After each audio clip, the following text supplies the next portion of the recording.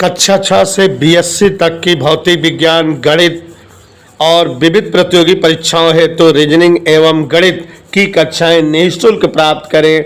इन कक्षाएं निःशुल्क वीडियो देखें और पढ़ें अर्जुन स्टडी चैनल के द्वारा।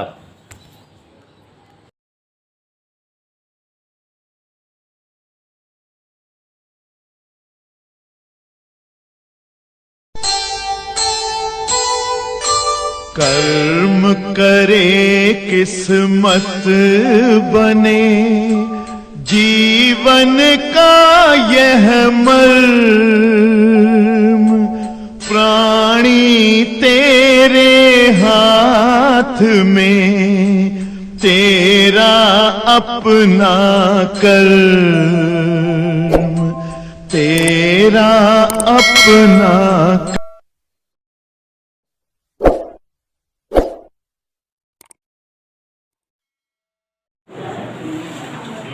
प्रकाशिकी यंत्र, यही पाठ पढ़ रहे हैं बच्चों हम लोग, जिसमें आधा टॉपिक पूरा का पूरा पढ़ लिया। इस लेसन प्रकाशिकी यंत्र, भाई देखो नाम से ही फिजिक्स में परिभाषाएं क्लियर हो जाती हैं।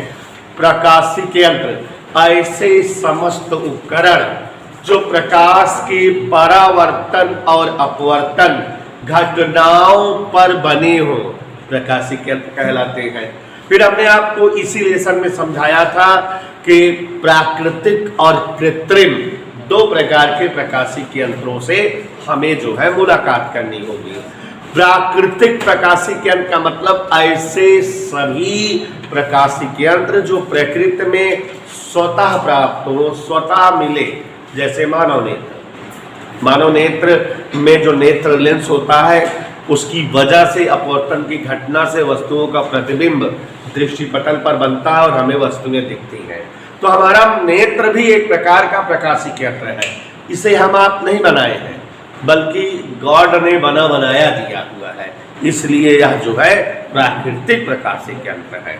और जो प्रकाशिकी यंत्र ह्यूमन मेड हो, मानव द्वारा बनाया गया हो, उसे कृत्रिम प्रकाशिकी यंत्र कहते हैं। और आपको इसी चैप्टर में पढ़ाए हुए हैं कि दो प्रकार के प्रकाशिकी यंत्रों से मुलाकात होगी कृत्रिम वाले में, एक सूक्ष्मदर्शी और एक दूरदर्शी।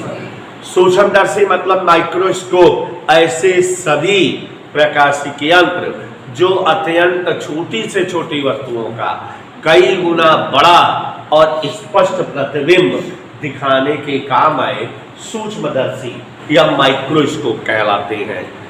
सरल सूक्ष्मदर्शी और यौगिक सूक्ष्मदर्शी, दो प्रकार के सूक्ष्मदर्शी का मैंने विधिवत वर्णन आपको समझाया।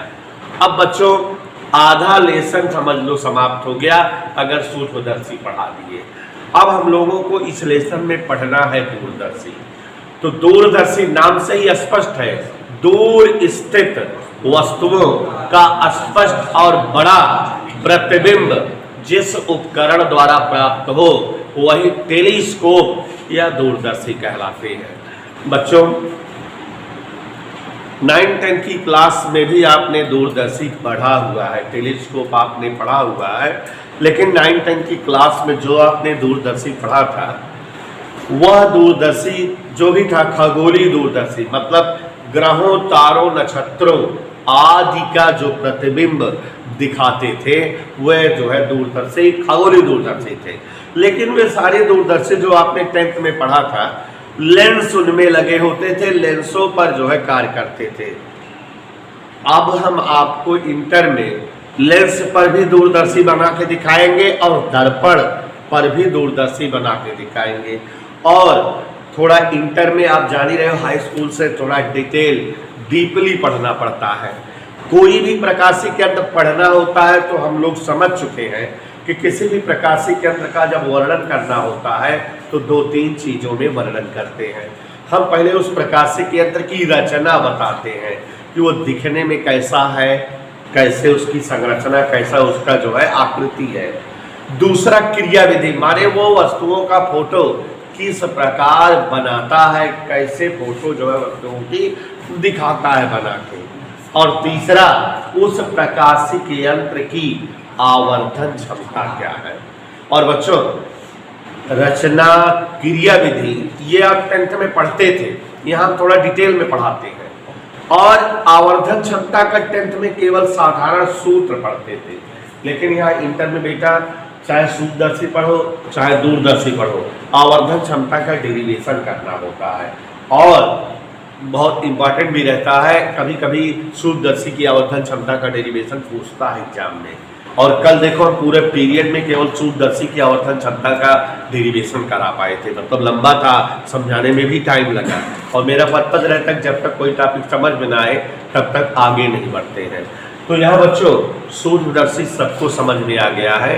आज से हम लोग दूरदर्शी या टेलीस्कोप पढ़ेंगे, धीरे धीरे डिस्कस करते हैं दूरदर्शी के संदर्भ में।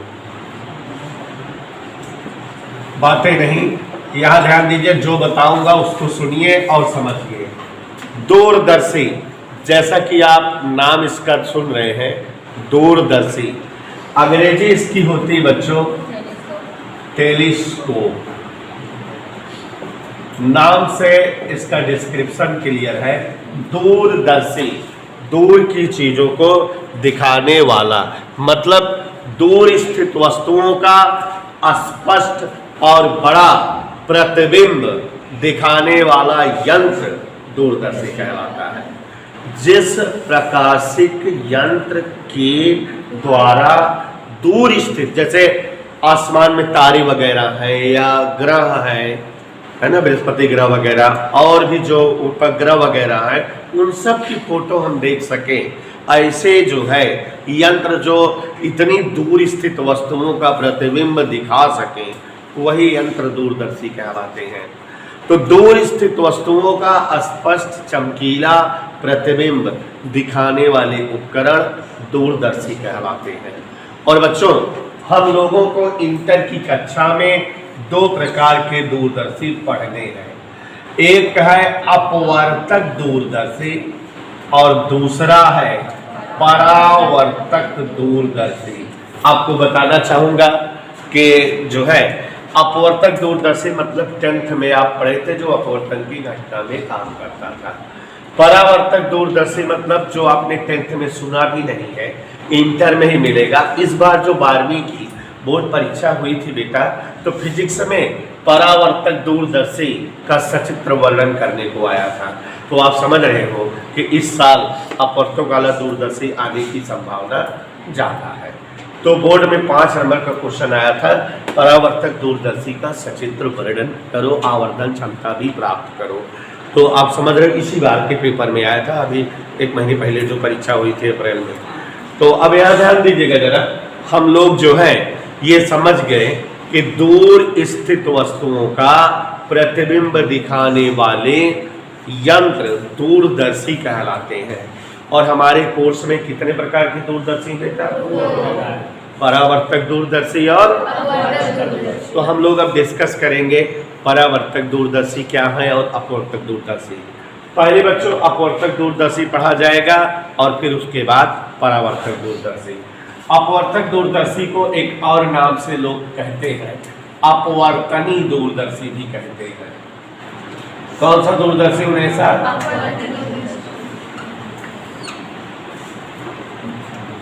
माने अपवर्तन की घटना पे काम करने वाला यंत्र।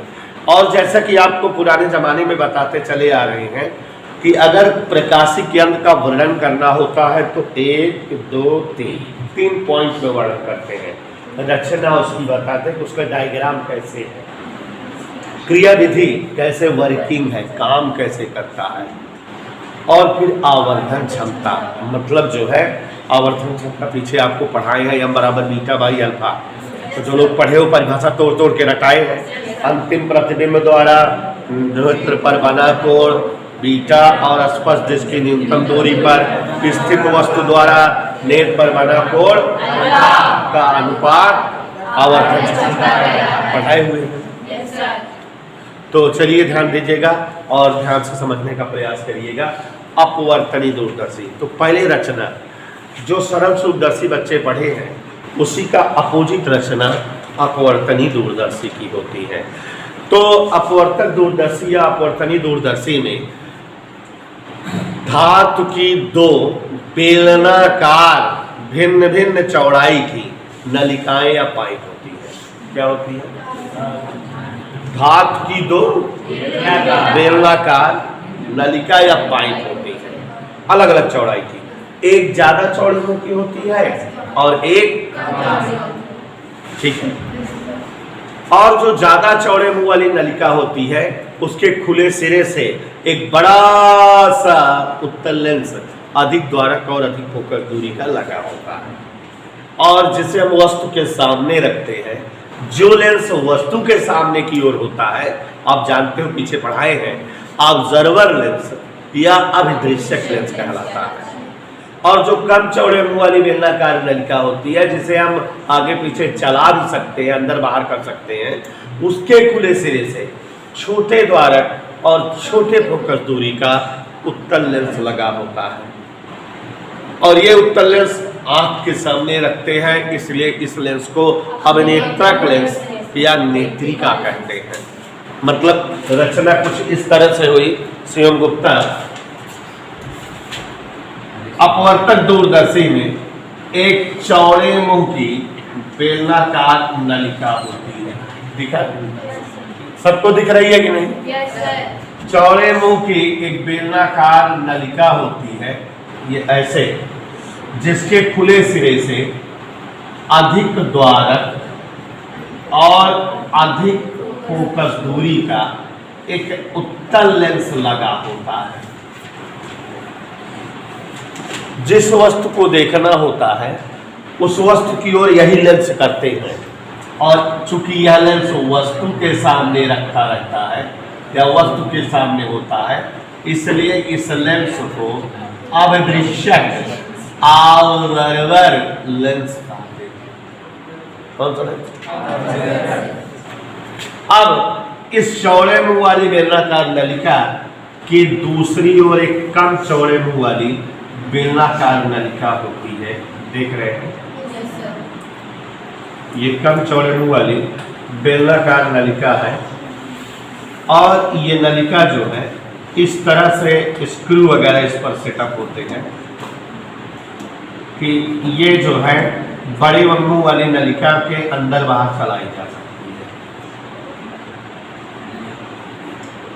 इसको वैसे ढीला करते जाते हैं तो ये अंदर होती जाती है, और बाहर की ओर खोलते हैं तो बाहर आती जाती है। इसको हम चला सकते हैं, ठीक है। कम चौड़े मुंह वाली जो बेलनाकार नलिका है उसके खुले सिरे से कम द्वारक और कम फोकस दूरी का एक दूसरा उत्तल लेंस लगा होता है, और इस जो है उत्तल लेंस के सामने हम आंख लगा के देखते हैं। माने यही जो है हमारा नेत्र होता है, और इसलिए हम इसे जो है, ये नेत्रों के सम्मुख लेंस होता है, इस लेंस को अभिनेत्रक लेंस या नेत्रिका, आई पीस अंग्रेजी में कहते हैं। ये जो है सैद्धांतिक फिगर हमारे जो है अपवर्तक दूरदर्शी की है। शुरुआत में जो दूरदर्शी बना था वो इसी तरह से था, लेकिन बाद में अलग अलग भिन्न भिन्न प्रकार की कंपनियां आई और जो है इनने तमाम स्ट्रक्चर में परिवर्तन की, अलग अलग स्टाइल का बना दी। फिजिक्स तो सैद्धांतिक फिगर बनाती है, माने रियली कैसे था।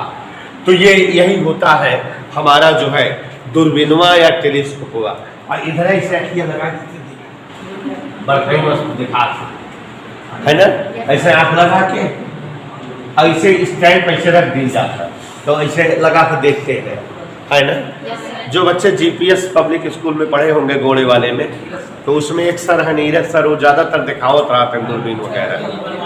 हाँ, बनवाए थे, तो वहाँ जो है देख सकते हो आप। तो एक बार जो है हम सुशीलता से पूछ करके इसको फिर से समझा दें। तो ध्यान देना बेटा, दूरदर्शी एक ऐसा प्रकाशिक यंत्र जिसके द्वारा दूर स्थित वस्तुओं का स्पष्ट, चमकीला और बड़ा प्रतिबिंब प्राप्त किया जाए, दूरदर्शी कहलाता है। दूरदर्शी कितने प्रकार के होते हैं? परावर्तक दूरदर्शी और जो दूरदर्शी अपवर्तन की घटना पर कार्य करते हैं वही दूरदर्शी अपवर्तक दूरदर्शी कहलाते हैं, जिनमें जो है अभिदृश्यक और अभिनेत्रक के रूप में उत्तल लेंस प्रयुक्त होते हैं। ऐसे समस्त दूरदर्शी जो परावर्तन की घटना पर काम करते हैं परावर्तक दूरदर्शी कहलाते हैं, जिनमें अवतल दर्पण का इस्तेमाल होता है अभिदृश्यक के रूप में। उसको हम आगे पढ़ेंगे, थोड़ा थोड़ा पढ़ेंगे। तो अब जो है अपवर्तक दूरदर्शी, तो पहले रचना बताने का प्रयास किए हैं अनुज मौर्य जी, देखो जरा। अपवर्तक दूरदर्शी यह एक ऐसा दूरदर्शी होता है जो अपवर्तन की घटना पर काम करता है, जिनमें अभिदृश्यक और अभिनेत्रक के रूप में उत्तल लेंस शामिल होता है। रचना कैसे फिगर होती है, इसमें दो अलग अलग चौड़ाई वाली बेलनाकार नलिकाएं होती हैं। अधिक चौड़े मुंह वाली बेलनाकार नलिका जो होती है, जिसका मुंह ज्यादा चौड़ा होता है, कि खुले सिरे से अधिक द्वारक और अधिक फोकस दूरी का उत्तल लेंस लगा होता है, और यह लेंस के सामने वस्तु या वस्तु के सामने इस लेंस को रखते हैं सुस्मी जी, इसलिए इस लेंस को अभिदृश्यक लेंस कहते हैं। और इस नलिका के दूसरे सिरे पर छोटे या कम चौड़े मुंह वाली बेलनाकार नलिका होती है। ये नलिका बड़ी वाली नलिका में आगे पीछे एडजस्ट की जा सकती है। कम चौड़े मुंह वाली बेलनाकार नलिका के खुले सिरे से कम द्वारक और कम फोकस दूरी का उत्तल लेंस लगा होता है, जहां आप नेत्र लगा करके वस्तुओं को देखते हैं, और नेत्रों के सम्मुख होने के कारण इस लेंस को क्या कहते हैं, अभिनेत्रक लेंस। अब बच्चों, जो बच्चे अब जैसे इधर भी 2-4 दिनों से आ रहे हैं, तो सोचो प्रकाश का पूरा टॉपिक हमारा फिनिश हो रहा है। तो परावर्तन कैसे होता है, अपवर्तन कैसे होता है, लेंस क्या है, दर्पण क्या है, पीछे हम लोग बहुत सारी चीज़ें पढ़े हैं, तो थोड़ा दिक्कत हो सकती है बच्चों को। तो अब जो है, अब जैसे नई बैच बहुत जल्दी बनाएंगे, जून से या मई से 20 मई से स्टार्ट करेंगे, तो जिनका छूटा हुआ टॉपिक है वो उस बैच में भी कुछ दिन बैठ के पढ़ लेंगे तो बराबर हो जाएगा, कवर हो जाएगा। छूट दे दूंगा उन बच्चों को जो लेट एडमिशन लेंगे, उनको छूट दे दूंगा कि वो दोनों बैच में बैठ के पढ़ लें। तो जब दोनों बैच में पढ़ोगे तो थोड़ा कवर हो जाएगा जो छूटा हुआ टॉपिक रहेगा। तो सुनेसा, यहाँ ध्यान देना, रचना हो गई है। एक अधिक चौड़े मुंह वाली बेलनाकार नलिका होती है, जिसके खुले सिरे से अधिक द्वारक और अधिक फोकस दूरी का उत्तल लेंस, जो किसके सामने रखा जाता है। बड़ा इसलिए है क्योंकि वस्तु या दूर है, तो ज्यादा से ज्यादा प्रकाश की किरणें इस पर आ सके, इसलिए लेंस ज्यादा फोकस दूरी, ज्यादा जो है लंबाई चौड़ाई का लिया गया है।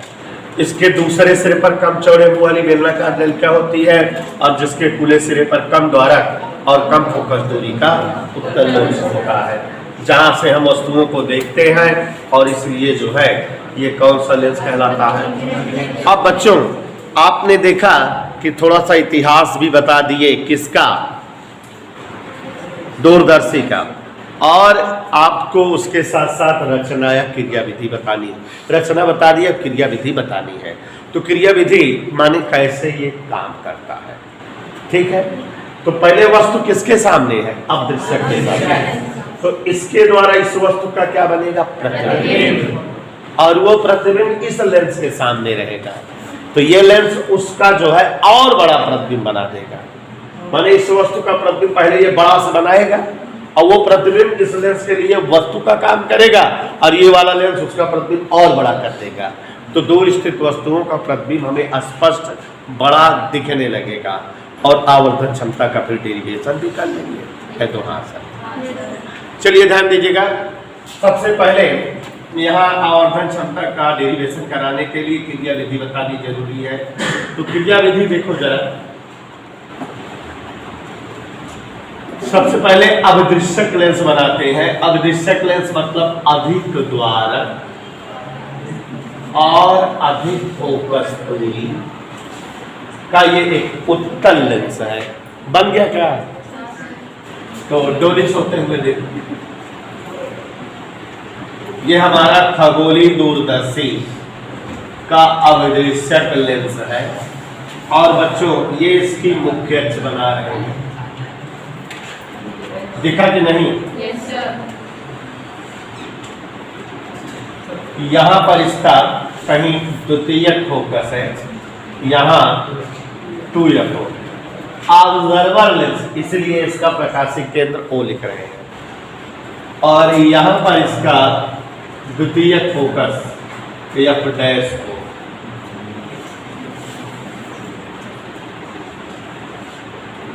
कोई डाउट? समझ आया? तो ये खगोलीय दूरदर्शी का अभिदृश्यक लेंस है बच्चों। अब इसके द्वारा हम जो है कैसे वस्तु का प्रतिबिंब बनेगा, 10th की क्लास में भी आपने पढ़ा हुआ है, तो गौर फरमाइएगा।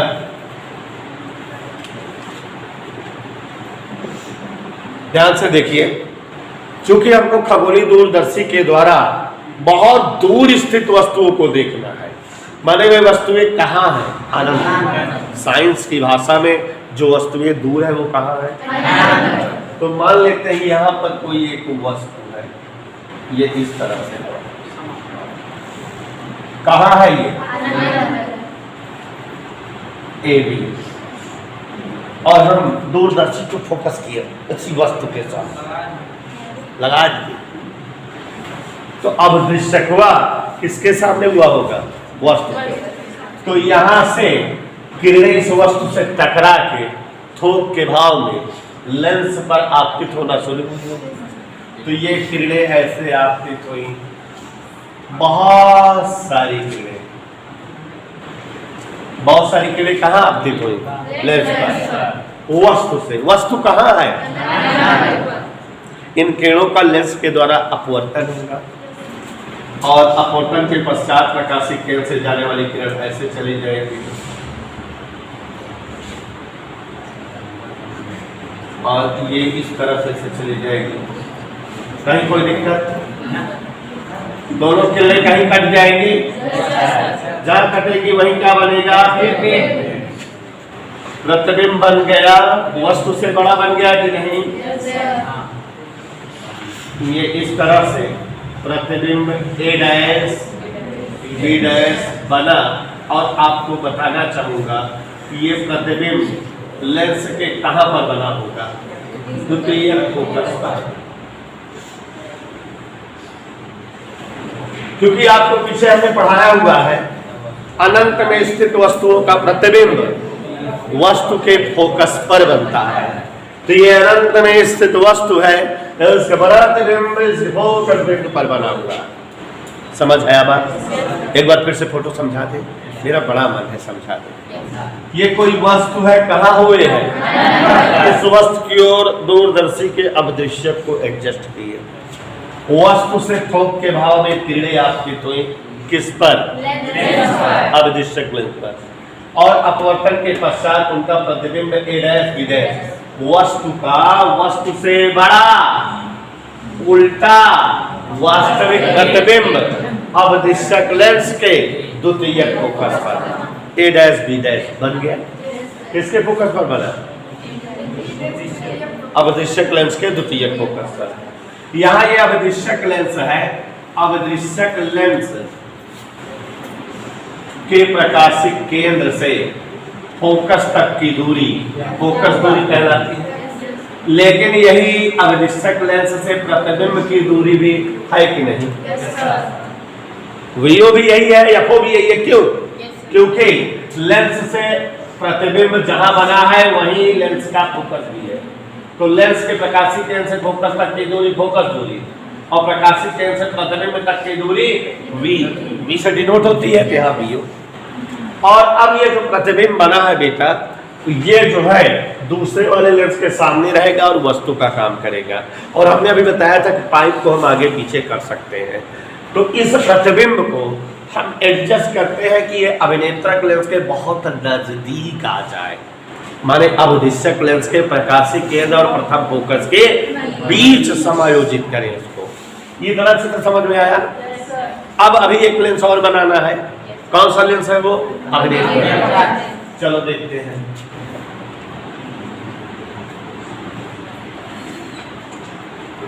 अब इस प्रतिबिंब को अभिनेत्रक लेंस के बहुत नजदीक सेट करनी है।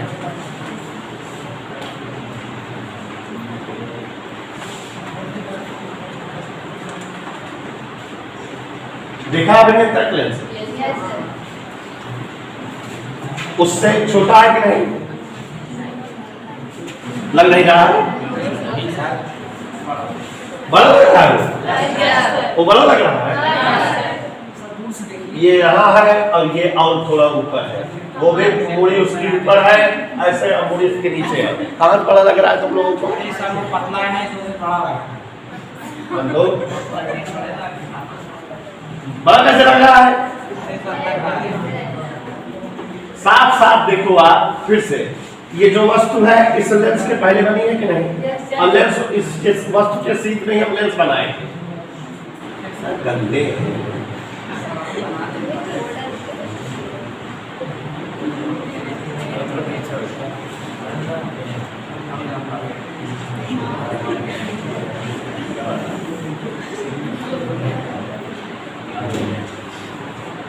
अब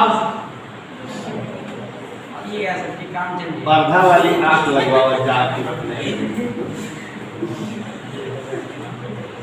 उन्हें सही लेंस छोटा नहीं दिख रहा उससे? दिख रहा है सर। छोटा नहीं है? छोटा नहीं है, सही है सर। थोड़ा छोटा रहा है। तो ये अभिनेत्रक लेंस है, यहाँ गौर फरमाइएगा।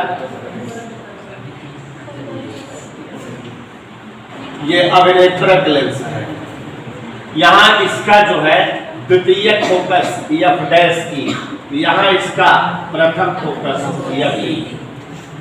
चित्र दिखा? Yes, sir. हमने आपको बताया बेटा, अरे साफ साफ ये बड़ा ही छोटा दिख रहा है अंधेर को। देखो जरा गौर से, अविदिश्यक लेंस द्वारा अनंत में स्थित वस्तु का प्रतिबिंब उल्टा वस्तु से बड़ा और जो है वास्तविक ए डैश बी डैश बना है, जिसे हम अभिनेत्रक लेंस के प्रकाशिक केंद्र और प्रथम फोकस के बीच में समायोजित करते बहुत नजदीक। और जब ये जो है इसके प्रकाशिक केंद्र और प्रथम फोकस के बीच में आ गया तो एक किरण कहां से चलती होगी? मुख्य अक्ष के समांतर। मुख्य अक्ष के समांतर आपतित किरणें हम लोग जानते हैं लेंस या अवतरण के पश्चात लेंस के द्वितीय फोकस से जाती है, और एक किरण इसके कहां से गई होगी? प्रकाशिक केंद्र से, और वो जो है इसी मार्ग से आगे बढ़ गई होगी। इन किरणों को हम पीछे बढ़ा दें, जहां कट होंगी वहीं ए डैश का, ए डैश बी डैश का उल्टा सीधा आभासी और उससे बड़ा प्रतिबिंब बन जाएगा।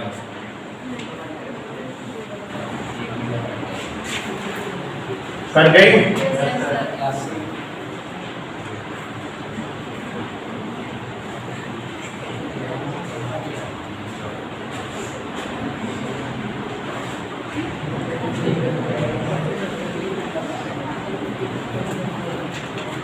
इधर क्लियर? यह प्रतिबिंब इसके बाहर भी है, इसके अंदर भी, कहीं भी बन सकता है, इसकी कंडीशन नहीं क्लियर है।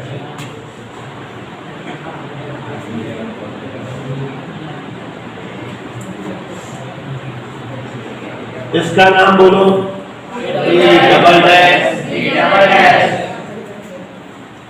और बच्चों ये क्रिया विधि हो गई। तो एक बार हम फिर से समझा दे रहे हैं, जिस वस्तु को अपवर्तक दूरदर्शी द्वारा देखना होता है उस वस्तु के सामने हम अपना अभिदिश्यक लेंस करते हैं। तो यहाँ जैसे ये वस्तु ए बी है, इस वस्तु से थोक के भाव में किरणें आपतित होती हैं अभिदिश्यक लेंस पर। अपवर्तन के पश्चात इनका प्रतिबिंब ए डैश बी डैश वस्तु से देखो बड़ा दिख रहा है, उल्टा वास्तविक दिख रहा है, और ये प्रतिबिंब देखो जी कहाँ बनता है? इस वाले लेंस के द्वितीय फोकस पर, और यहाँ लेंस से प्रतिबिंब की दूरी बीओ और फोकस दूरी एफओ दोनों सेम है। अब बच्चों उसके बाद प्रतिबिंब ए डैश बी डैश को अभिनेत्रक लेंस के बहुत नजदीक प्रकाशिक केंद्र और प्रथम फोकस के बीच में एडजस्ट करते हैं। एक किरण मुख्य अक्ष के समांतर चली और अभिनेत्रक लेंस के द्वितीय फोकस से गई, और एक किरण प्रकाशिक केंद्र से चली। दोनों किरण पीछे बढ़ाए जाने पर ए डैश बी डैश प्रतिबिंब बना, A double dash B double dash प्रतिबिंब बनाती है। यहाँ थोड़ा सा और ध्यान दीजिएगा, ये कौन सा लेंस है बेटा? अविनेत्र। कल वाला जो चित्र बनाए थे संयुक्त सूक्ष्मदर्शी वाला, उसी तरह से तो है, बस फर्क है कि उसमें ये वाला लेंस छोटा था, उधर वाला बड़ा था, इसमें ये बड़ा है वो छोटा है। और यहाँ पर देखो जरा गौर से, ये अविनेत्रक लेंस है, उसके सामने ये वस्तु रखी है, तो ये अविनेत्रक लेंस से किसकी दूरी है? वस्तु, और इसको हम यू सफिक्स और अविनेत्रक लेंस से ये यहाँ तक किसकी दूरी है बेटा? फोकस, तो यह सफिक्स और अविनेत्रक लेंस से प्रतिबिंब की दूरी, जैसा कि आप 10th की क्लास में पढ़े हो, प्रतिबिंब को V से डिनोट करते हैं, या VE माने E for eye lens. Eye lens के लिए प्रतिबिंब की दूरी, आई लेंस के लिए वस्तु दूरी, आई लेंस के लिए फोकस दूरी। चित्र दिखाई दे रहा है कि नहीं सबको? लेंस से वस्तु की दूरी, लेंस से प्रतिबिंब की दूरी, लेंस से फोकस, UE VE FE सब बन गया है। और ये जो A double dash B double dash प्रतिबिंब होता है, यहाँ पर आप नेत्र अपना बना लें और नेत्र के थ्रू आप वस्तु को देख लो। तो ये फोटो की आंख बना दिए हैं, बड़ा ढेला टाइप की।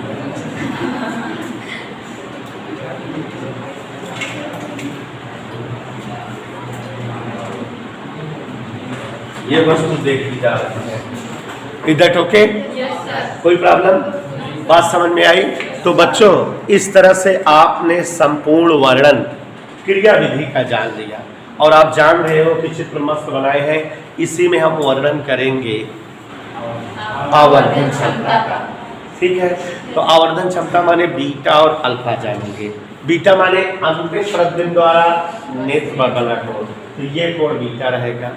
ठीक है, और जब वस्तुएं अनंत पे होती है तो वस्तु द्वारा जो कोण बनता है उस कोण को अल्फा कहते हैं। ये कोण यहाँ पर अल्फा है और ये कोण क्या है यहाँ पर? बीटा। तो यहाँ से अल्फा और यहाँ से बीटा की वैल्यू निकालेंगे, डिवाइड करेंगे, आवर्धन क्षमता आएगी। और दोनों लेंसों के बीच की गैपिंग जो उनेसा होती है, ये इसे जो है खगोलीय दूरदर्शी की लंबाई कहते हैं। चित्र में देखो कि यहाँ से यहाँ तक क्या है? एफओ, और यहाँ से यहाँ तक क्या है? यूई। तो माने इसकी लंबाई एल बराबर चित्र के हिसाब से एफओ प्लस यूई, यही होगी कि नहीं? तो खगोलीय दूरदर्शी की लंबाई एफओ प्लस यूई होती है। लेकिन आप जानते हो आवर्धन क्षमता में भी क्या कंडीशन लगाते हैं? अंतिम प्रतिबिंब डी पर बने और अंतिम प्रतिबिंब, तो दो अलग अलग कहानी या डेरिवेशन बनते हैं। तो यहाँ तक पहले नोट किया। प्यारे बच्चों, कल की क्लास में आप लोगों ने खगोलीय दूरदर्शी की आवर्धन क्षमता ज्ञात करने का व्यंजक पढ़ा था। कुछ बच्चों की फरमाइश पर रिपीट कर दे रहे हैं, लिखा पढ़ा हुआ मैटर सब बोर्ड पर है, इसलिए असुविधा नहीं होगी, 5 मिनट लगेगा, दोहरा दे रहे हैं। जो बच्चे नहीं समझ पाए थे उनके पर्पज से। देखो बेटा, चित्र तो मिट गया है, तो याद करिए आवर्धन क्षमता का मतलब होता है यम से डिनोट होती है, और परिभाषा बताए हैं क्षितिज बेटा, खगोलीय दूरदर्शी या कोई भी प्रकाशिक यंत्र हो, आवर्धन क्षमता यम बराबर बीटा बटे अल्फा। जहाँ बीटा क्या होती है, बीटा के बारे में बताए थे कि अंतिम प्रतिबिंब द्वारा नेत्र पर बनाया गया कोण बीटा होता है, और वस्तुएं स्पर्श दिश की न्यूनतम दूरी पर रखी हो तो उनके द्वारा बनाया गया कोण नेत्र पर अल्फा होता है। बीटा और अल्फा का अनुपात आवर्धन क्षमता होता है।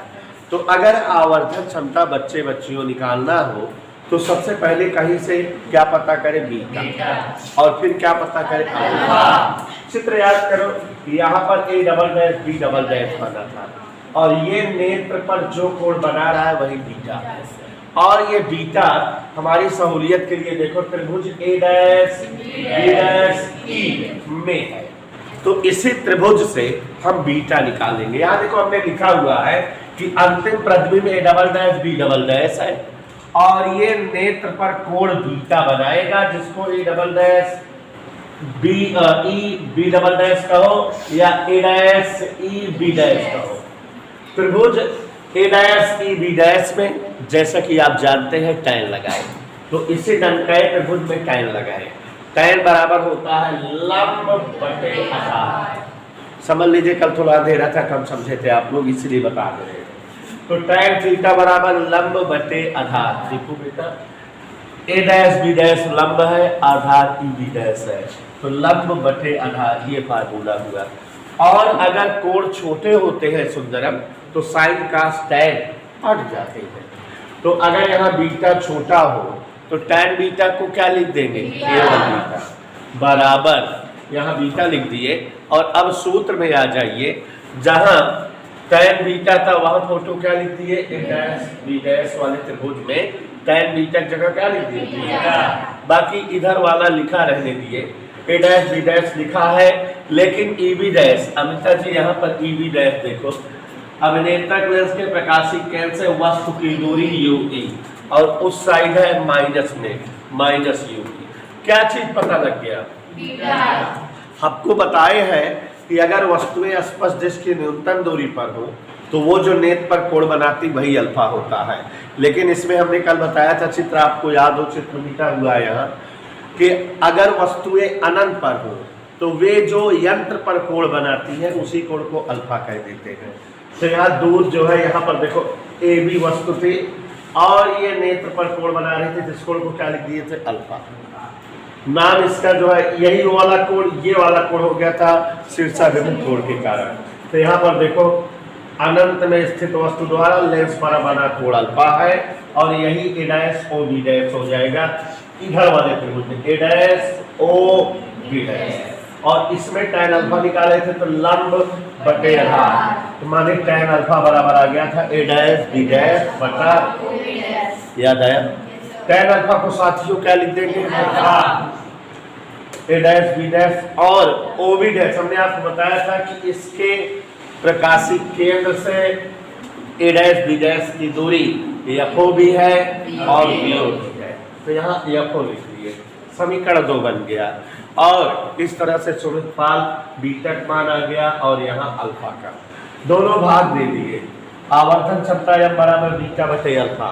देखो साथियों, बीटा का मान क्या लिखे हैं, साफ साफ दिख रहा है ना, A dash B dash upon minus UE। Alpha का मान A dash B dash upon FO। A dash B dash Vikas Saroj जोर से चिल्ला बोलो, कर जाएगा कि नहीं, तो नीचे का डिनोमिनेटर ऊपर, ऊपर का डिनोमिनेटर नीचे, FO अपान माइनस UE, M का मान आ गया।